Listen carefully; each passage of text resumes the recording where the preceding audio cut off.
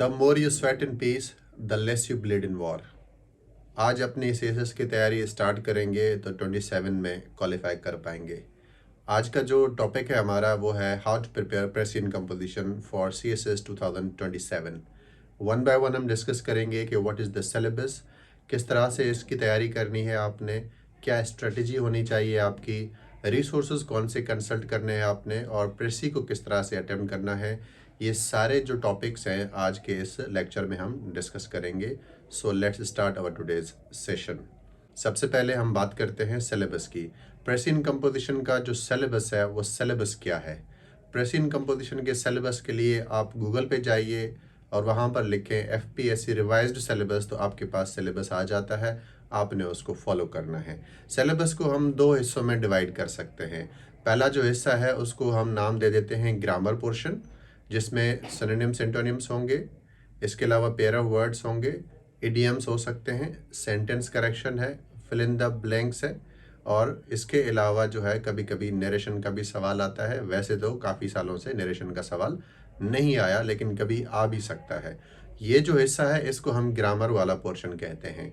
Precision composition के paper को पास करने के लिए दोनों कंपोनेंट्स चाहिए, यानी ग्रामर वाला पार्ट और जो सेकंड पार्ट है आपका वो है प्रेसी राइटिंग, जिसके 20 मार्क्स होंगे, कॉम्प्रीहेंशन जिसके 20 मार्क्स होंगे और ट्रांसलेशन जिसके 10 मार्क्स होंगे। यानी 50 मार्क्स ग्रामर वाले पोर्शन के हैं और 50 मार्क्स आपके प्रेसी, कॉम्प्रीहेंशन और ट्रांसलेशन के मार्क्स हैं।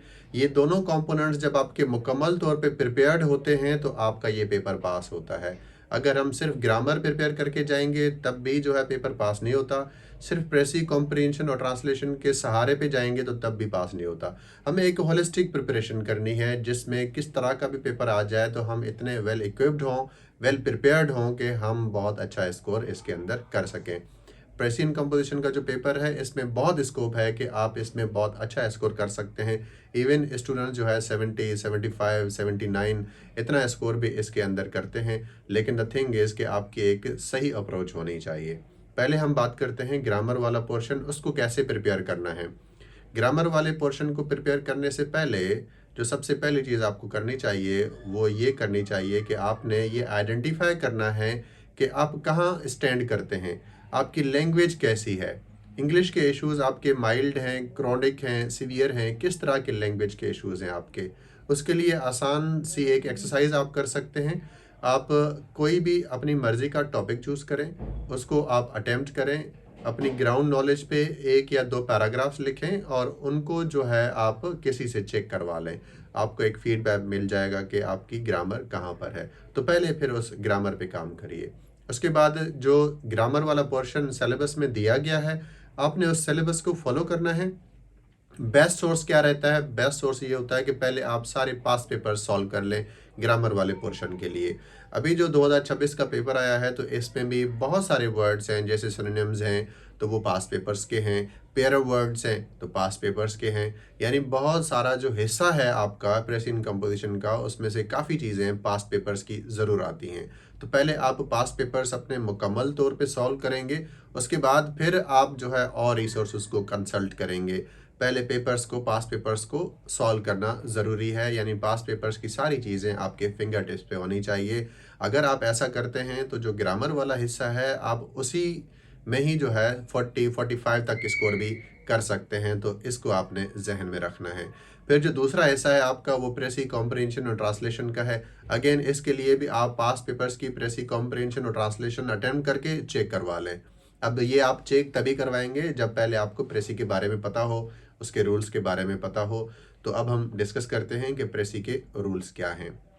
जो प्रेसी है ये 20 मार्क्स की होती है, जिसमें आपको 1 या 2 पैराग्राफ्स दिए होते हैं, कभी 3 पैराग्राफ्स भी हो सकते हैं, लेकिन आपने उसका एक ही पैराग्राफ बनाना है और उसको एक सुइटेबल टाइटल देना है। टाइटल के 5 मार्क्स होते हैं और प्रेसी का जो पैराग्राफ है उसके समझ लेंगे 15 मार्क्स होते हैं। तो टोटल मार्क्स आपके कितने हुए?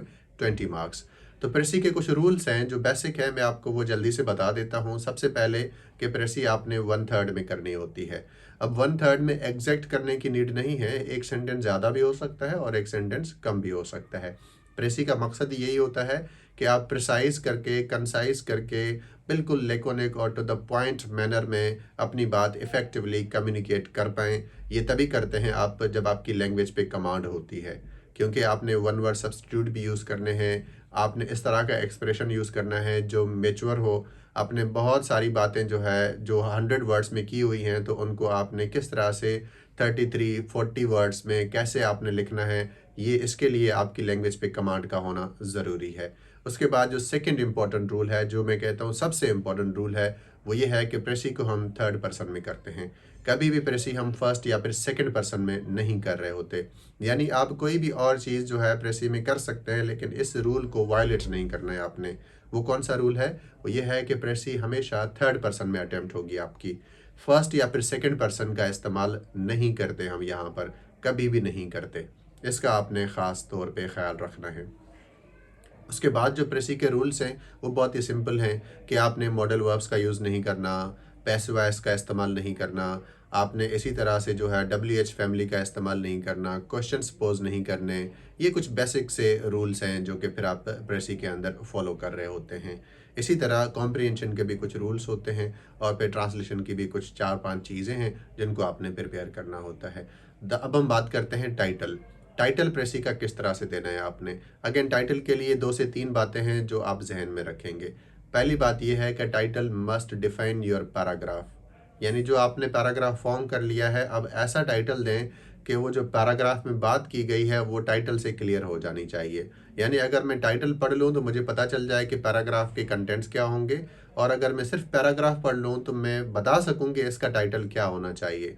तो एक तो ये कि title must define your paragraph. उसके बाद टाइटल को जो है आप फ्रेज फॉर्म में रखेंगे, इसके सेंटेंस नहीं बनाएंगे टाइटल के, फ्रेज फॉर्म में इसने रखना है आपको। और उसके बाद जो बेसिक्स ऑफ इंग्लिश मैकेनिक्स है, यानी उसकी पंक्चुएशन का ख्याल रखना है आपने। ये 3 चीज़ें अगर आप करते हैं तो आपका जो टाइटल होता है वो बिल्कुल सही और एक्यूरेट हो जाता है। इसके अलावा मज़ीद आपकी जो क्वेरीज़ हैं वो आप कमेंट करें, मैं कोशिश करूँगा कि उन पे भी वीडियोज़ बनाई जाएँ। और इसके अलावा ऑन कैंपस एडमिशन्स ओपन हैं, अगर आप इंटरेस्टेड हैं तो गिवन नंबर पे कांटेक्ट करके एकेडमी विजिट कर सकते हैं। नेक्स्ट वीडियो में मिलेंगे, अपना ख्याल रखिएगा, अल्लाह हाफ़िज़।